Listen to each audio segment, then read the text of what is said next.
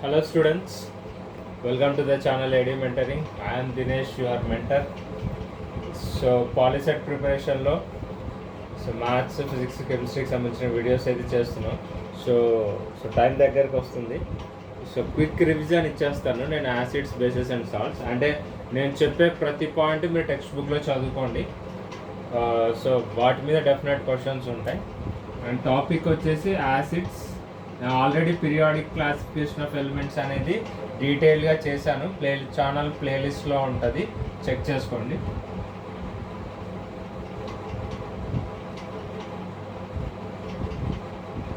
So very important chapter for marks. So marks నుంచి అంటే marks కెమిస్ట్రీలో కొంచెం ఎక్కువ తెచ్చుకోవాలన్న చాప్టర్స్లో ఎక్కువ ఉంటాయన్న చాప్టర్స్లో ఇది ఒక చాప్టర్. అండ్ ఈజీగా స్కోర్ చేయొచ్చు, ఎందుకంటే రిపీటేటివ్గా బిట్స్ వస్తుంటాయి. సో యాసిడ్స్, బేసెస్ అండ్ సాల్ట్స్లో మనకు ఫస్ట్ క్వశ్చన్ అంటే మనం ఎక్కడ ఎక్స్పెక్ట్ చేయొచ్చు అంటే ఇండికేటర్స్ మీద.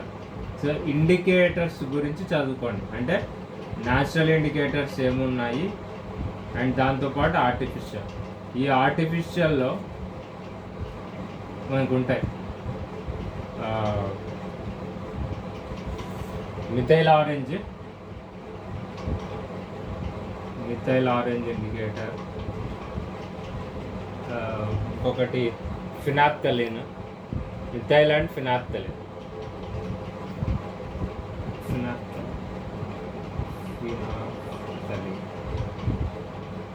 ఆర్టిఫిషియల్ని సింథటిక్ ఇండికేటర్స్ అని కూడా అంటారు, గుర్తుపెట్టుకోండి. సో దీనికి న్యాచురల్ ఇండికేటర్స్కి ఎగ్జాంపుల్ పసుపు, టర్మరిక్ అనేది ఒకటి.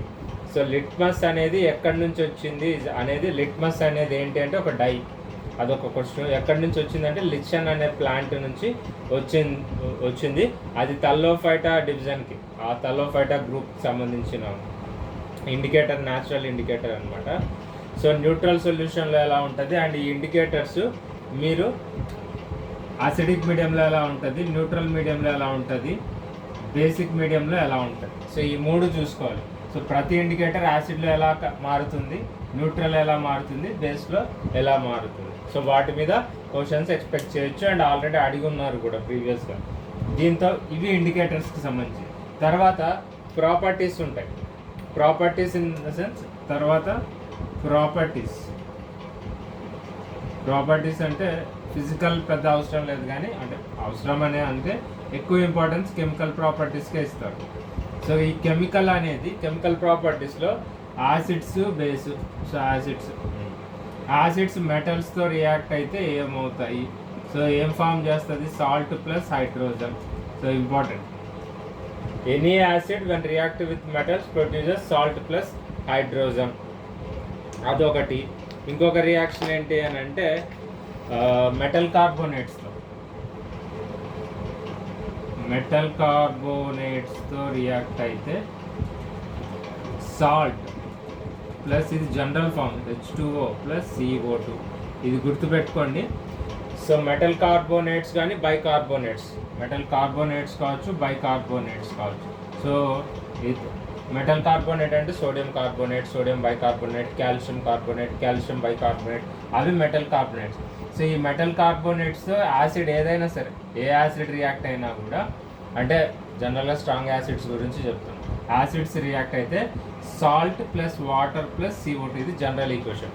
ఏ సాల్ట్ వస్తుంది అని అంటే ఇక్కడ ఉన్న కార్బోనేట్ని బట్టి ఉంటుంది. సో అది ఇంపార్టెంట్. అండ్ ఇక్కడ హైడ్రోజన్ అనేది రిలీజ్ అవుతుంది. ఇది ఎలా రిలీజ్ అవుతుంది అని అంటే by making pop sound. So దాని టెస్ట్ కూడా ఉంటుంది. సో పాప్ సౌండ్ వస్తూ హైడ్రోజన్ అనేది ఈ రియాక్షన్లో రిలీజ్ అవుతుంది, అది కూడా అడుగుతారు. So the gas that releases when an acid reacts with metal produces dash sound, pop sound. Next ఇంకో ప్రాపర్టీ ఏంటి అని అంటే acid, base, neutralization reaction important. న్యూట్రలైజేషన్లో చాలా ఉంటాయి. సో న్యూట్రలైజేషన్ అని అంటే, సో ఇది ఎరేజ్ చేస్తాం.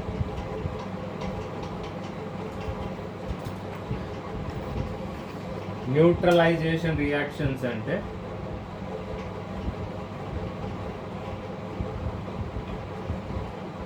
ఈ న్యూట్రలైజేషన్ రియాక్షన్లో acid plus base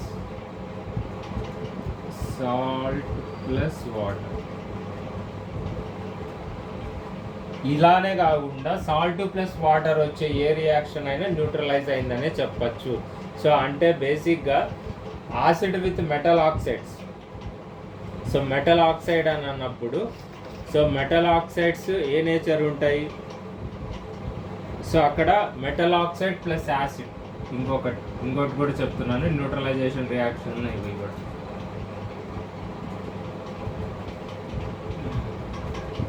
and non metallic oxides.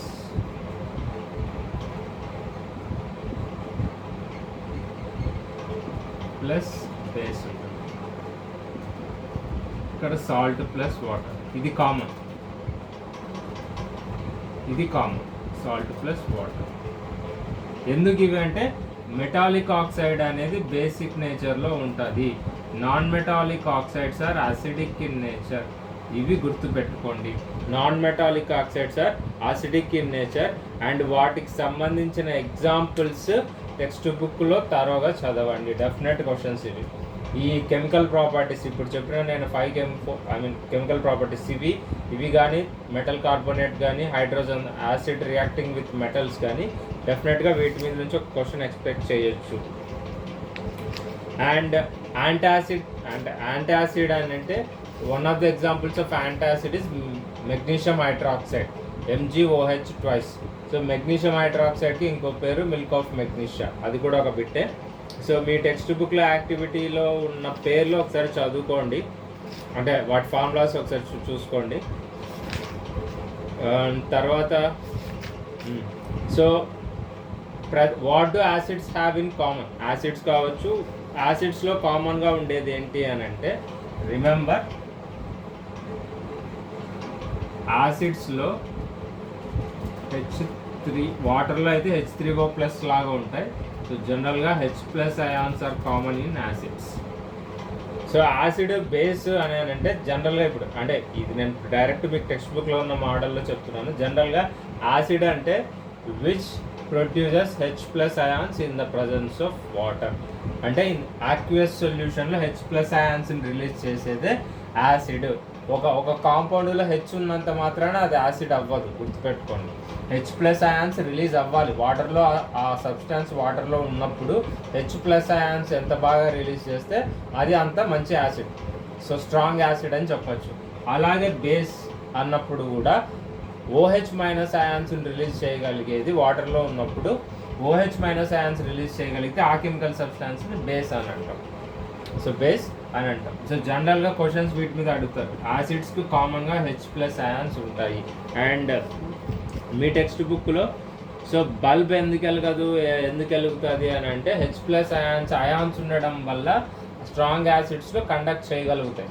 Week acids ఏంటి అంటే అయాన్స్ రిలీజ్ అవ్వవు కాబట్టి, అయాన్స్ ఎప్పుడైతే ఉండదో ఎలక్ట్రోలైట్ లాగా యాక్ట్ చేయలేదు కాబట్టి సో కరెంటు పాస్ అవ్వదు. అది మీకు టెక్స్ట్ బుక్లో యాక్టివిటీ ఉంది. సో బేసెస్ కూడా సేమ్ రియాక్షనే. Do acids produce ions only in aqueous solution అంటే ఎస్. ఎలా ఉంటాయి అవి యాక్వియస్ సొల్యూషన్లో అంటే H3O+ అయాన్స్ లాగా ఉంటాయి. అది కూడా ఒక క్వశ్చన్. అండ్ HCl వాటర్లో డిసోసియేట్ అయినప్పుడు ఎలా రిలీజ్ అవ్వ ఈక్వేషన్స్ మీ టెక్స్ట్ బుక్లో ఉన్నాయి. H3O+ and Cl-. ఈ experiment preparation of HCl gas అనే దాంట్లో మీకు అక్కడ ఒక లాబొరేటరీ ప్రికాషన్స్ ఇచ్చారు. అండ్ దాంతో పాటు ఒక ఇంపార్టెంట్ పాయింట్ ఉంటుంది ఏంటంటే ఎక్కడ టెక్స్ట్ బుక్లోనే ఉంది. Dry HCl gas is not an acid because you have noticed that there is no change in color of dry litmus. అది కాకుండా solution.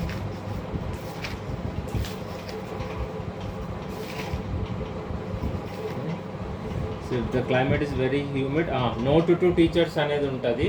సో అది ఆ పాయింట్ మీద మీకు ఒక బిట్ కూడా ఫ్రేమ్ చేయొచ్చు.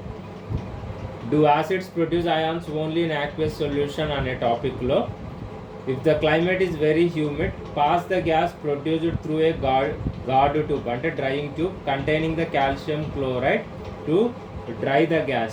సో ఈ యాక్టివిటీ 8లో ఏదైతే ఉందో సో డ్రై చేయడానికి if the climate is very humid pass the gas produced through the God tube. ఎందుకంటే మాయిశ్చర్ దాంట్లో తేమ లేకుండా, తడి లేకుండా, అంటే వాటర్ ప్రజెన్స్ లేకుండా డ్రై చేయడానికి containing calcium chloride to dry the gas. So ఆ డ్రైయింగ్ ట్యూబ్లో కాల్షియం క్లోరైడ్ ఉంటుంది, దాని గుండా పాస్ చేసినప్పుడు గ్యాస్ డ్రై అవుతుంది, అంటే వాటర్ మాలిక్యూల్స్ ఉండవు. సో ఇది ఒక ఇంపార్టెంట్ బిట్ ఇది. సో కెమికల్ రియాక్షన్స్ అనేది sodium chloride reacting with acid produces HCl and Na2SO4.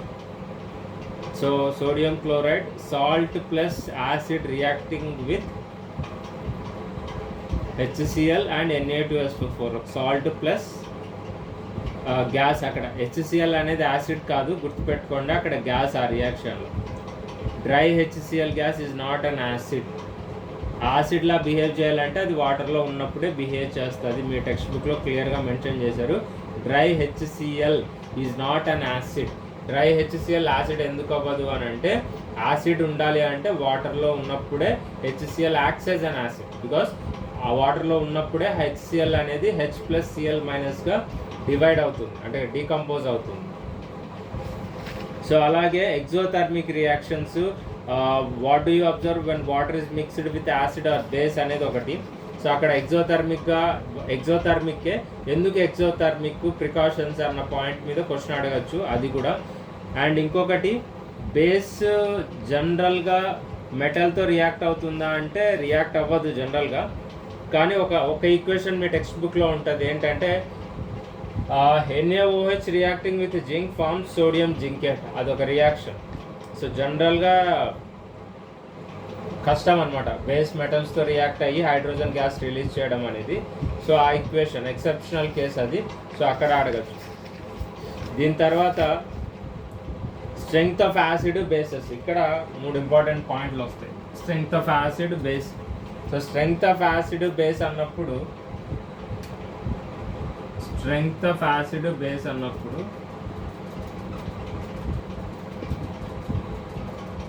ఇక్కడ strong acid, weak acid. Strong acid, weak acid, strong base, weak base, ఈ 4 ఉంటాయి. సో ఎగ్జాంపుల్స్ వాటికి, strong యాసిడ్కి example ఏంటి, week యాసిడ్కి examples ఏంటి, strong బేస్కి example, week బేస్కి examples. దాంతో పాటు ఒక strong acid plus strong base కలిస్తే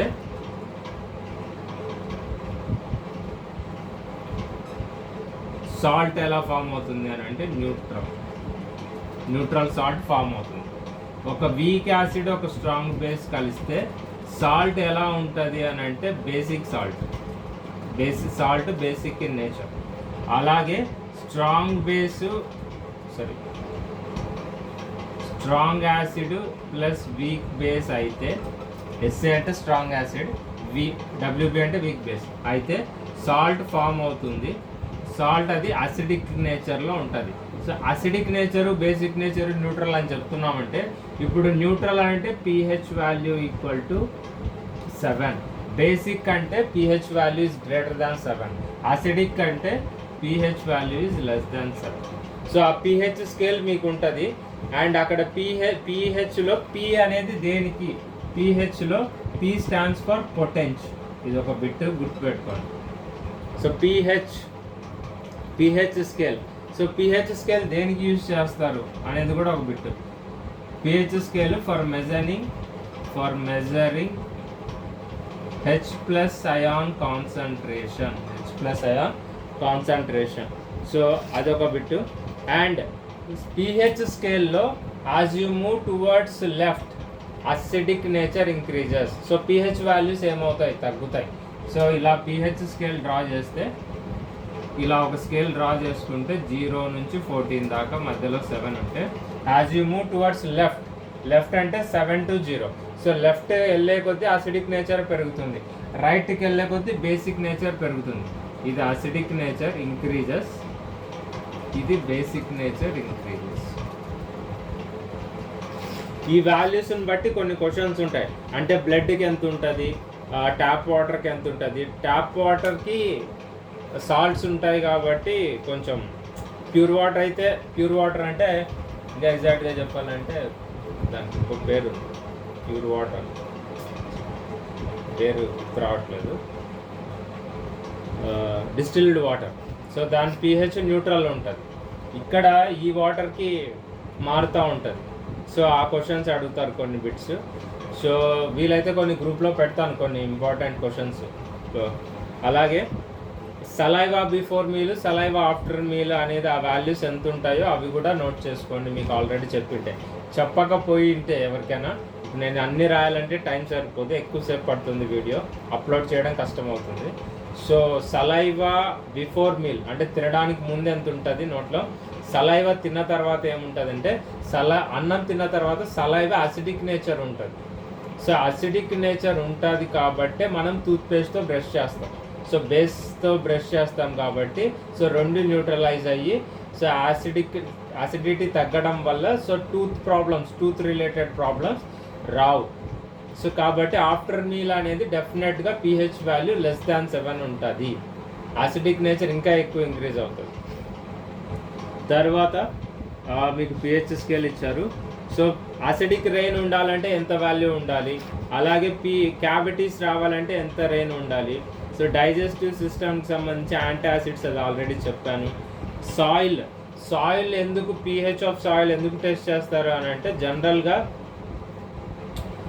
సో మనం ఇవి యాడ్ చేస్తాం, ఏమంటే బేసెస్ యాడ్ చేస్తాం. ఎందుకంటే సాయిల్ అసిడిక్ నేచర్ అయి ఉంటుంది. సో బేసెస్ యాడ్ చేయడం వల్ల న్యూట్రలైజ్ అవ్వడానికి bases like calcium oxide, calcium hydroxide ఇవి యాడ్ చేస్తాం.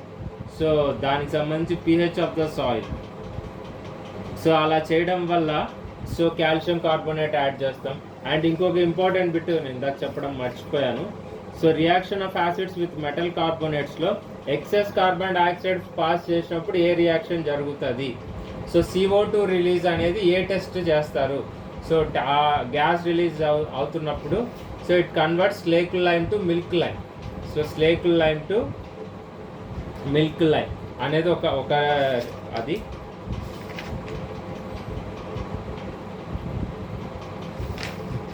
కాల్షియం హైడ్రాక్సైడ్ని క్విక్ లైమ్ అంటాం, కాల్షియం ఆక్సైడ్ని క్విక్ లైమ్ అంటాం, కాల్షియం హైడ్రాక్సైడ్ని స్లేక్ లైమ్ అంటాం. అది కూడా ఒక bit.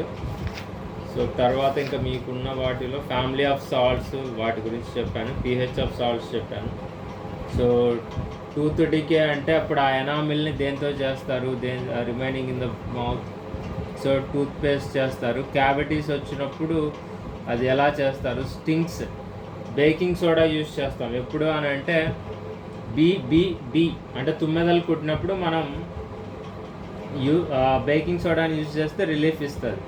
So natal plant inject చేసినప్పుడు ఫార్మిక్ యాసిడ్ రిలీజ్ చేస్తుంది, అప్పుడు బర్నింగ్ పెయిన్ ఉంటుంది.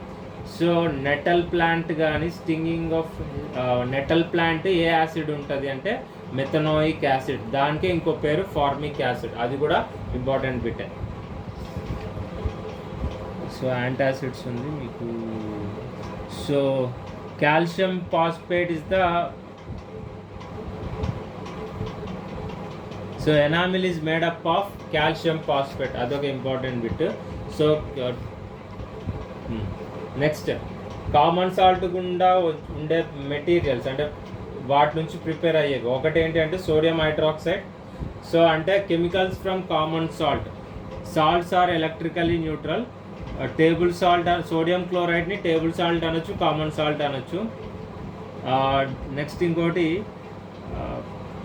రాక్ సాల్ట్ని ఇంప్యూరిటీస్ ఉన్న సాల్ట్ని రాక్ సాల్ట్ అంటాం. సో కల్లుప్పు అంటాం మనం తెలుగులో అయితే, రాళ్ళుప్పు అని కూడా అంటుంటారు కొన్ని చోట్ల. సో అవి. So rock salt is mined like coal. So బొగ్గులాగా. సో ఏ సాల్ట్ని మనం మైనింగ్ చేస్తాము అని అంటే రాక్ సాల్ట్ని మైనింగ్ చేస్తాం, అదొక బిట్. సో కామన్ సాల్ట్ నుంచి వచ్చే materials NaOH. And common salt raw material for chemicals అన్న టాపిక్ మాత్రం కంప్లీట్గా చదవండి. ఇది ఇంపార్టెంట్ అది ఇంపార్టెంట్ అని కాదు, దాంట్లో ప్రతి ఒక్కటి ఇంపార్టెంట్. లాస్ట్ వాటర్ ఆఫ్ క్రిస్టలైజేషన్లో కాల్షియం సల్ఫేట్ సెమీ హైడ్రేట్ అంటే ప్లాస్టర్ ఆఫ్ ప్యారిస్. ఇది ఇంపార్టెంట్ బిట్ చెప్తాను. కాల్షియం సల్ఫేట్ హెమీహైడ్రేట్ అంటే సెమీహైడ్రేట్. సో దీన్ని ప్లాస్టర్ ఆఫ్ పిఓపి అంటారు. సో ఇది వాటర్తో కలిస్తే H2Oతో కలిస్తే ఇదేమవుతుంది అంటే CaSO4 2H2O. దీన్ని జిప్సమ్, ఇది హార్డ్ సబ్స్టాన్స్ అన్నమాట. సో ప్లాస్టర్ ఆఫ్ ప్యారిస్ అనేది బోన్ మ్యానుఫ్యాక్చర్ అంటే బోన్స్ ఉన్నప్పుడు అట్లా కట్టు కట్టడానికి బోన్ ఫ్రాక్చర్స్లో లేదా ఆర్టికల్స్ని డిజైన్ చేయడానికి అట్రాక్టివ్గా డిజైన్ చేయడానికి అదొకటి. నెక్స్ట్ డెకరేషన్ టాయ్స్ అనమాట. సో మన ఇళ్ళల్లో కూడా ఈ మధ్య పిఓపి అనేది బాగా ఎక్కువ అయిపోతుంది. సో లేటెస్ట్ కన్స్ట్రక్షన్స్ అంతా పిఓపి యూజ్ చేస్తున్నాం. సో వాటర్ ఆఫ్ క్రిస్టలైజేషన్ అనేది calcium copper sulphate 5H2O hydrated copper sulphate. వీటి మీద చాలా క్వశ్చన్స్ ఉన్నాయి. ఎస్పెషల్లీ వాటర్ ఆఫ్ క్రిస్టలైజేషన్ మీద గ్రూప్లో నేను కొన్ని క్వశ్చన్స్ ప్రొవైడ్ చేస్తాను. ఎందుకంటే సో వాటర్ మాలిక్యూల్ ఉంటే వాటర్ ఆఫ్ క్రిస్టలైజేషన్ అంటాం. వాటర్ లేకపోతే దాన్ని ఏమంటాము అంటే వాటర్ లేకుంటే ఆ సబ్స్టాన్స్ని ఇప్పుడు CuSO4 5H2O అంటే దీని క్వశ్చన్ ఏమంటామంటే అన్హైడ్రైడ్ అంటే వాటర్ మాలిక్యూల్ లేకుండా. What is anhydride of CuSO4 5H2O అంటే వాటర్ మాలిక్యూల్ ఉండకూడదు. అంటే అప్పుడు ఏమవుతుంది CuSO4 అంటాం. సో CuSO4 అనేది బ్లూ కలర్లో ఉంటుంది, CuSO4 5H2O అనేది వైట్ కలర్లో ఉంటుంది. సో అలాగే సోడియం కార్బోనేట్ 10H2O అనేది కూడా వాటర్ మాలిక్యూలే. సో సోడియం కార్బోనేట్ అంటే Na2CO3 10H2Oని సోడియం కార్బోనేట్ డెకాహైడ్రేట్ అంటాం. సో డెకాహైడ్రేట్ అంటే వాషింగ్ సోడా అంటే ఫార్ములా Na2CO3 10H2O గుర్తుపెట్టుకోండి. Na2CO3 అంటే sodium carbonate. So water molecule ఉన్నప్పుడే దాన్ని వాషింగ్ సోడా అంటాం. సో లేకుంటే కాదు. అండ్ బేకింగ్ సోడా అంటే మన ఇంట్లో వాడేది అది bicarbonate baking bake. So by is used for baking. So అది ఒక బేస్ అన్నమాట, అది బేస్. సో మీకు ఇలాంటి questions bleaching powder preparation formula, so వాటి యూజెస్ ఇలాంటివన్నీ. So removing water of crystallization దీనికి సంబంధించిన క్వశ్చన్స్ నేను మన టెలిగ్రామ్ గ్రూప్లో లింక్ ప్రొవైడ్ చేస్తాను. కొత్తగా చూస్తున్న వాళ్ళు జాయిన్ అవ్వండి. అండ్ టెలిగ్రామ్ గ్రూప్లో కొన్ని క్వశ్చన్స్ ప్రొవైడ్ చేస్తాను యాసిడ్స్ బేసిస్, ఎస్పెషల్లీ ఈ టాపిక్ నుంచి. అండ్ ఆల్రెడీ ఫిజిక్స్కి సంబంధించి ఎలక్ట్రిక్ కరెంట్కి సంబంధించి ఇంపార్టెంట్ బిట్స్ అండ్ న్యూమరికల్స్ అందులో ఇచ్చాను. ఎవరైనా అంటే సాల్వ్ చేశారు లేదో, సో సాల్వ్ మీరు ఓన్గా ట్రై చేయండి. నేను కీ రేపిస్తాను రేపు కానీ. సో లేదు అంటే డౌట్ ఉంటే ఏ క్వశ్చన్స్ రాకపోతే నేను అవి మీరు నాకు కామెంట్ చేస్తే సో వీడియో చేసి అప్లోడ్ చేస్తాను. సో యాసిడ్స్ అండ్ బేసెస్ కంప్లీట్గా ఇవి ఇంపార్టెంట్ టాపిక్స్. ఇవి చదువుకుంటే ఈజీగా మీకు ఒక 5 to 7 మార్క్స్ మీ చేతిలో ఉంటాయి. సో ఇది కెమిస్ట్రీలో 2 చాప్టర్స్ అయిపోయాయి. అండ్ మండే కానీ so any days so metallurgy గురించి చెప్తాను. ఎందుకంటే ఈజీగా ఒక 3-4 మార్క్స్ వస్తాయి. And simple chapter and repeated bits expected బిట్సే ఉంటాయి అందులో. సో కాబట్టి అది చెప్తాను. సో మీరు ఇప్పుడు నేను ఇది ఎక్స్ప్లెయిన్ చేసిన థియరీ టెక్స్ట్ బుక్లో ఉన్నదే ఎక్స్ప్లెయిన్ చేయాలి. సో నేను ఎక్కడెక్కడ మీరు ఫోకస్ చేయాలనేది ఆల్రెడీ ఇక్కడ చెప్పాను. సో ఆ టాపిక్స్ ఎక్కువ ఫోకస్ చేసి చదువుకోండి. సో ఆల్రెడీ చదివింటే ఓకే, చదివింటే ఒకసారి మళ్ళీ రివిజన్ చేసేటప్పుడు ఎక్కువ ఒకసారి ఫోకస్ చేయండి. సో తప్పకుండా సబ్స్క్రైబ్ చేయండి, ఎస్పెషల్లీ ఏపీ వాళ్ళు ప్రిపేర్ అవుతున్న వాళ్ళు. అండ్ తెలంగాణ వాళ్ళకి ఇంకా 1 వీక్ టైం ఉంది, రివిజన్ బాగా చేసుకోండి ఇవిని. అండ్ మీరు తప్పకుండా లైక్ చేయండి వీడియో నచ్చినప్పుడు. సో నాకు తెలుస్తుంది అండ్ నాకు సపోర్ట్ లాగా ఉంటుంది. అండ్ మీ ఫ్రెండ్స్కి షేర్ చేసి మన ఛానల్ని సపోర్ట్ చేయండి.